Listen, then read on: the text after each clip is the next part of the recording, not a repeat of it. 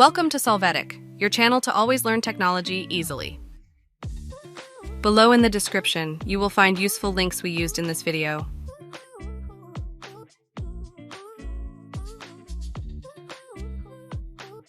Today at Solvetic, we will see how to create a WhatsApp group on PC. We will start by opening our WhatsApp app on PC. Next, we will click on the new chat icon or use the Ctrl+N keyboard shortcut. After that, we are going to click on the new group option. Now we are going to select the contacts that we want to include in the group and click on Next.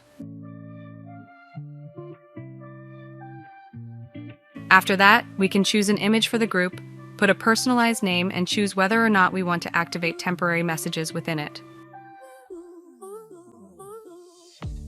Hey, remember to subscribe Solvetic channel.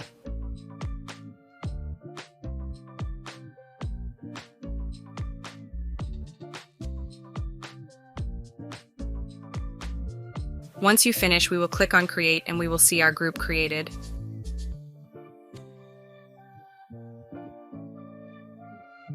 We hope it has been helpful for you. Here are links to watch more videos of your interest and subscribe to the Solvetic channel. Thank you.